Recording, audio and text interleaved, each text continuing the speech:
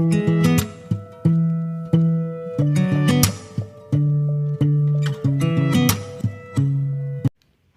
Friends, welcome to Afsana Tamil. Friends வாங்க, சூப்பரான Kerala style நெய்ச்சோறு recipe பார்த்துடலாம்.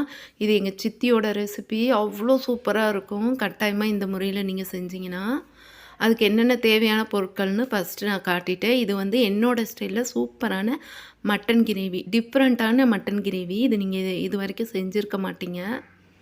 அதுக்கு நான் ஃபஸ்ட்டு மட்டனை 1/2 கிலோ மட்டனை வேக வச்சு எடுத்துக்கிட்டேன். கொஞ்சமாக தண்ணி ஊற்றி, கொஞ்சமாக உப்பு, 1 ஸ்பூன் இஞ்சி பூண்டு பேஸ்ட்டு போட்டு நல்லா முக்கால்வாசி வேக வச்சு எடுத்துக்கிட்டேன் ஃபஸ்ட்டு மட்டனை. நான் செய்யும் போது என்னென்ன தேவைன்னு டீட்டெயிலாக சொல்லிடுறேன். பெரிய டம்ளரில் 2.5 டம்ளர் பாஸ்மதி அரிசியை வாஷ் பண்ணிவிட்டு ஒரு 20 நிமிஷம் ஊற வச்சு எடுத்திருக்கேன். இந்த டம்ளரில் 2.5 டம்ளர் அரிசி எடுத்திருக்கேன் நான், பாஸ்மதி அரிசி. 2.5 டம்ளர் அரிசிக்கு 5 டம்ளர் தண்ணி, 1 டம்ளருக்கு 2 டம்ளர் கணக்கு தண்ணி. இப்போ சட்டி நல்லா காஞ்சிருச்சு. 1/4 கப்பு எண்ணெயும் அதுக்கு கொஞ்சம் எக்ஸ்ட்ராவே 1/4 கப்பும் இன்னும் கொஞ்சம் எக்ஸ்ட்ரா எண்ணெயும் ஊற்றிக்கலாம். இப்போ நம்ம நெய்ச்சோறு தாளிக்க போகிறோம். 4 ஏலக்காய், 6 லவங்கம், 2 துண்டு பட்டை எடுத்திருக்கேன். நான் பாஸ்மதி அரிசி எடுத்திருக்கேன். நீங்கள் எந்த அரிசி வேணாலும் எடுத்துக்கலாம், பிரியாணி அரிசி எது வேணாலும். இப்போ இந்த நெய்ச்சோறுக்கு மொத்தமாக 2 வெங்காயம் தேவை. தனியாக ஒரு வெங்காயம் நீல வாக்கில் கட் பண்ணி எடுத்துக்கோங்க. இன்னொரு வெங்காயத்தையும் தனியாக நீல வாக்கில் கட் பண்ணி வச்சுக்கோங்க. 4 பச்சை மிளகாவை இது போல் கட் பண்ணிக்கோங்க.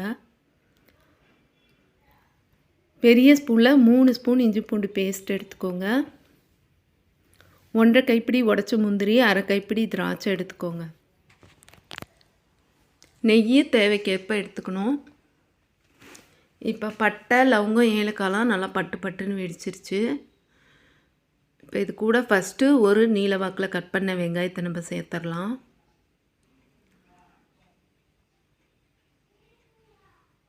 இந்த வெங்காயம் நல்லா வதங்கக்கூடாது, நல்லா வதங்காமல் இருக்கணும்.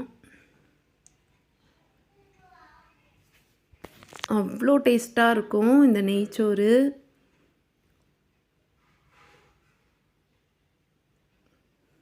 கண்டிப்பாக தீபாவளிக்கு ட்ரை பண்ணுங்கள். இது கூட இப்போ பச்சை மிளகா சேர்த்துடலாம்.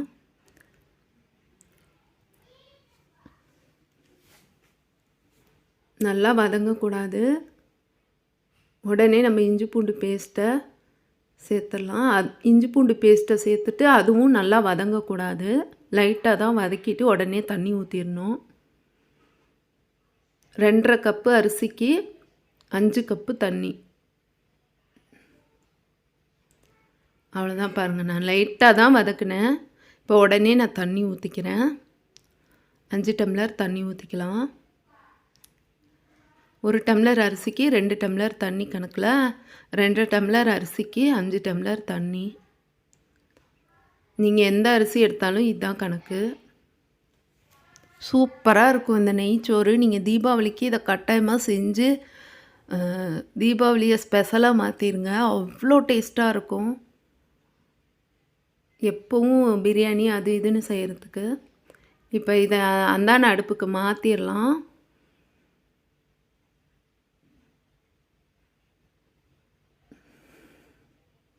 இப்போ இந்தான ஒரு சட்டி வச்சு நெய் சோறுக்கு நம்ம முந்திரியும் இன்னொரு வெங்காயம் சொன்னோம் இல்லைங்களா, நீல வாக்கில் கட் பண்ண வெங்காயம், அதை வந்து நல்லா ஃப்ரை பண்ணி எடுத்துக்கணும். அதுக்கு சட்டி சூடானதுமே ஒரு 6 பெரிய ஸ்பூனில் 3 டேபிள் ஸ்பூன் நெய் ஊற்றிக்கலாம். சட்டி காஞ்சதும் 3 டேபிள் ஸ்பூன் நெய். இந்த திராட்சை வந்து நம்ம நெய்யில் வதக்கக்கூடாது, முந்திரியை தான் ஃப்ரை பண்ண போகிறோம். இந்த நெய் சோறுக்கு வந்து திராட்சை ஃப்ரை பண்ணாமல் போட்டால் தான் நல்லாயிருக்கும். உங்களுக்கு நீங்கள் தேவைப்பட்டால் ஃப்ரை பண்ணிக்கலாம் நெய்யில். நல்லா ஃப்ரை பண்ணி எடுத்துக்கலாம்.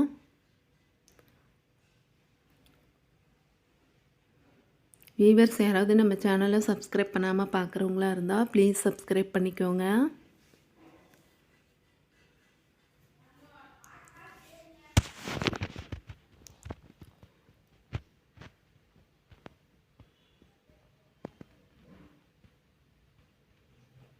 இது இப்போ நல்லா நான் ஃப்ரை பண்ணிட்டேன். இப்போ நான் நெய்யை வடித்து விட்டுட்டு எடுத்துக்கலாம் ஒரு தட்டில்.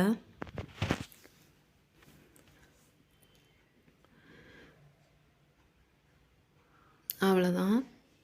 இப்போ இது கூடயே நம்ம இன்னொரு நீல வாக்கில் கட் பண்ண வெங்காயத்தை சேர்த்துட்டு நல்லா ஃப்ரை பண்ணி எடுத்துக்கலாம். நல்லா கிறிஸ்பியாக. இது நம்ம நெய் சோறில் லாஸ்ட்டாக ஆட் பண்ணுவோம். அதுக்காக அதே நெய்யில் தான் நான் ஃப்ரை பண்ணி எடுத்திருக்கேன். அவ்வளோதான், இதுவும் ரெடி ஆயிடுச்சு. இங்கே தண்ணியும் நல்லா கொதிச்சிருச்சு நெய் சோறுக்கு. இப்போ இதில் அரிசியில் இருக்க தண்ணியெல்லாம் வடிச்சிட்டு நம்ம சேர்த்துக்கலாம்.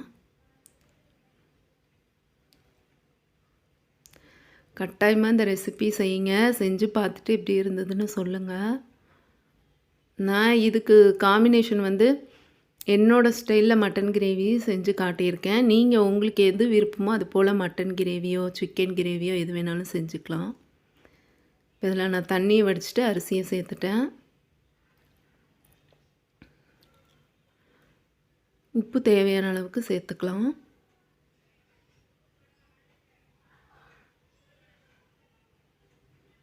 ஒரு தடவை கலந்து விட்டுறலாம். நல்லா மெதுவாக கலந்து விட்டுறலாம்.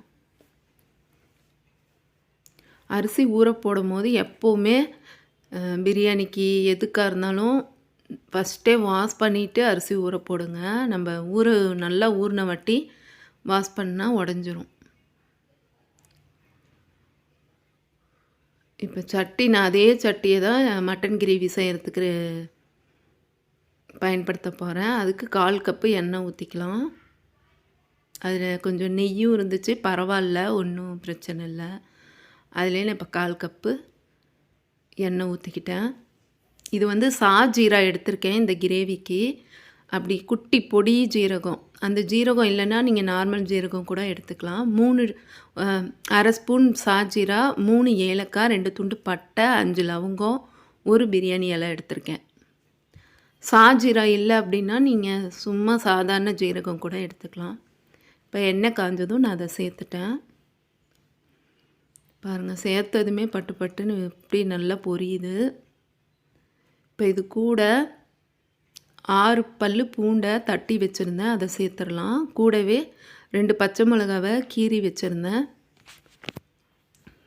அதையும் சேர்த்துட்டு 3 மீடியம் சைஸ் வெங்காயத்தை பெருசாகவும் இல்லாமல் ரொம்ப சின்னதாகவும் இல்லாமல் மீடியமாக கட் பண்ணி வச்சுருந்தேன், அதையும் சேர்த்துட்டு நல்லா ஃப்ரை பண்ணிக்கலாம்.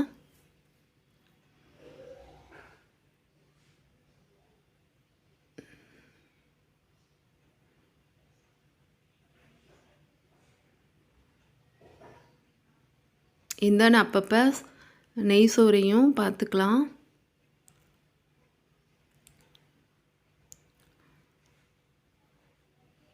நல்லா வெந்துட்டுருக்கு, சூப்பராக வெந்துட்டுருக்கு. அரிசி பாருங்கள், இவ்வளோ நீளமாக சூப்பராக இருக்குது, பார்க்கறதுக்கே சேமியா மாதிரி இருக்குது. நான் இந்த பாஸ்மதி அரிசி டிமார்ட்டில் தான் வாங்கினேன், லூஸு பாஸ்மதி ரைஸு. வெங்காயம் பாருங்கள் சூப்பராக நல்லா வதங்கிருச்சு, இதுவே போதும். இதில் 2 டேபிள் ஸ்பூன் இஞ்சி பூண்டு பேஸ்ட் ஆட் பண்ணிக்கலாம். நல்லா நிறையா எடுத்தேன், 2 டேபிள் ஸ்பூனு இஞ்சி பூண்டு பேஸ்ட்டு. இதை இப்போ சேர்த்துட்டு இதை நல்லா பச்சை வாசனை போகிற அளவுக்கு வதக்கிக்கலாம். இங்கே பாருங்கள், நெய் சோறில் தண்ணி இழுத்துட்ருக்கு நல்லா. இன்னும் கொஞ்சம் இழுக்கட்டும், தம் போட்டுடலாம். இங்கே நல்லா இஞ்சி பூண்டு பேஸ்ட்டு பச்சை வாசனை போகிற அளவுக்கு வதக்கிடலாம். நல்லா வதக்கிட்டு இப்போ இது கூட வேக வச்ச மட்டன் சேர்த்துக்கலாம். முக்கால்வாசி வெந்த மட்டனு. இப்போ இது கூட 1 ஸ்பூன் மிளகாத்தூள், 1/4 ஸ்பூன் மஞ்சத்தூள், 1/2 ஸ்பூன் ஜீரகத்தூள், 1 ஸ்பூன் மல்லித்தூள்,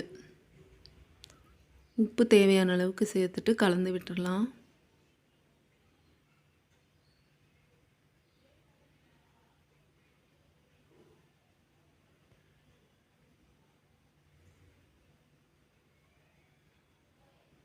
சூப்பராக இருக்கும். இந்த ஸ்டைலில் நீங்கள் இந்த மட்டன் கிரேவி செஞ்சீங்கன்னா அவ்வளோ டேஸ்டியாக இருக்கும். இந்த நம்ம நெய்ச்சோறுக்கு அவ்வளோ பொருத்தமாக இருக்கும். இந்த நெய்ச்சோறு வந்து எங்கள் சித்தி எனக்கு சொல்லி கொடுத்தது. அவங்க சூப்பராக செய்வாங்க கேரளா ஸ்டைலில்.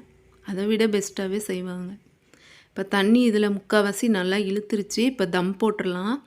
நல்லா ஒரு காட்டன் துணியை வாஷ் பண்ணிவிட்டு புழிஞ்சிட்டு அது மேலே மூடிட்டு ஒரு தட்டு போட்டுட்டு மேலே வெயிட் வச்சு விட்டுடலாம். ஒரு குண்டானில் தண்ணி எடுத்து மேலே வச்சு விட்டுடலாம். இது இப்போ ஒரு 7-8 நிமிஷத்துக்கு டிஸ்டர்பே பண்ணக்கூடாது. இந்தான பாருங்கள், நம்ம நல்லா மட்டனை ஸ்பைசஸ் எல்லாம் ஆட் பண்ணி நல்லா வதக்கிட்டுருக்கோம்.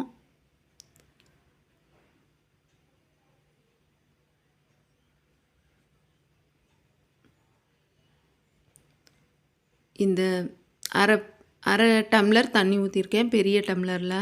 நல்லா வதக்கின வாட்டி இந்த சாப்பாடு சும்மாவே சாப்பிட்லாங்க. இது சும்மா லைட்டாக ஓரமாக வச்சுட்டு சும்மாவே சாப்பிட்லாம். அவ்வளோ டேஸ்ட்டாக இருக்கும் இந்த நெய் சோறு. நான் சொன்ன மாதிரி நீங்கள் செஞ்சீங்கன்னா சும்மாவே அப்படியே சாப்பிட்லாம். லைட்டாக தொட்டுக்கிட்டு சாப்பிட்லாம். தண்ணி சேர்த்துட்டு நல்லா மிக்ஸ் பண்ணிவிட்டு நான் இன்னும் கொஞ்சம் லைட்டாக கால்வாசி தண்ணி ஊற்றினேன். இப்போ அதை கலந்து விட்டுட்டு மூடி வச்சிடலாம். நல்லா கிரேவியாக வரட்டும் நம்மளுக்கு. பாருங்கள், சோறும் சூப்பராக தம் ஆயிடுச்சு நெய் சோறு. இப்போ இதில் நெய் ஊற்றிட்டு நம்ம உடைக்கணும் தம்மு. 2 டேபிள் ஸ்பூன் நெய் ஊற்றிக்கலாம். பாருங்கள், சூப்பராக ரெடி ஆயிடுச்சு. இது நல்லா சூடாறினதுமே நல்லா இன்னும் உதிரி உதிரியாக ஆகிடும் சோறு. இப்போ இது கூட 2 டேபிள் ஸ்பூன் நெய் ஊற்றிக்கிறேன்.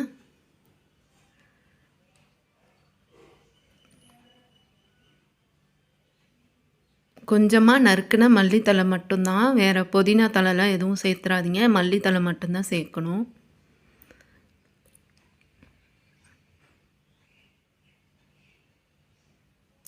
அப்படி மல்லித்தழை இல்லை சேர்க்கலனாலும் பரவாயில்ல, ஒன்றும் பிரச்சனை இல்லை. இது இப்போ எப்படி அரேஞ்ச் பண்ணணும்னு நான் சொல்லி காட்டிடுறேன்.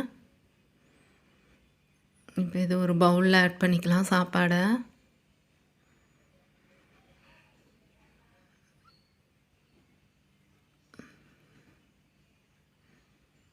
மட்டன் கிரேவி அங்கே வெந்துட்டுருக்கு நல்லா. இங்கே நான் சாப்பாடை அரேஞ்ச் பண்ணி காட்டிடுறேன் ஃபஸ்ட்டு.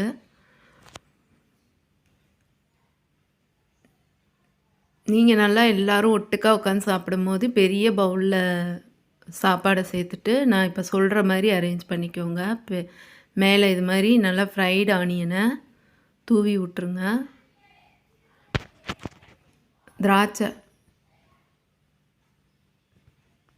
திராட்சையும் இது மாதிரி சுற்றியும் வச்சு விட்டுட்டு நம்ம ஃப்ரை பண்ண முந்திரியையும் இது போல் ஃபுல்லாக சுற்றியும் தூவி விட்டுக்கலாம் அழகாக. பாருங்கள், சூப்பராக இருக்கும். இந்த சாப்பாட்டோட அந்த ஆனியனு, முந்திரி, திராட்சையெல்லாம் சேர்த்து ஒன்றா சாப்பிடும் போது அவ்வளோ டேஸ்ட்டாக இருக்கும். இங்கே நம்ம மட்டன் கிரேவியும் சூப்பராக ரெடி ஆயிடுச்சு.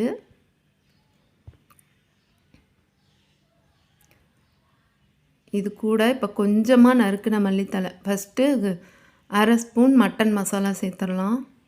நல்லா மிக்ஸ் பண்ணிக்கலாம். இப்போ இறக்க போகிற டைமில் தான் நான் மட்டன் மசாலா சேர்க்குறேன். இப்போ இது கூட கொஞ்சமாக நறுக்குன மல்லித்தலையும் புதினா தலையும் கொஞ்சமாக சேர்த்துட்டு நல்லா கலந்து விட்டுட்டு இறக்கிடலாம். கட்டாயமாக இதை தீபாவளிக்கு செஞ்சு பாருங்கள். தீபாவளியே ஸ்பெஷலாக மாறிடும். கட்டாயமாக இது செஞ்சு பாருங்கள், அவ்வளோ டேஸ்ட்டாக இருக்கும். ரெசிபி பிடிச்சிருந்தா வீடியோக்கு லைக் கொடுக்க மறந்துடாதீங்க. சூப்பராக ரெடி ஆயிடுச்சு. இன்னொரு இன்ட்ரெஸ்டிங் ரெசிபியோடு நான் வந்து உங்களை மீட் பண்ணுறேன். Thanks for watching. Bye.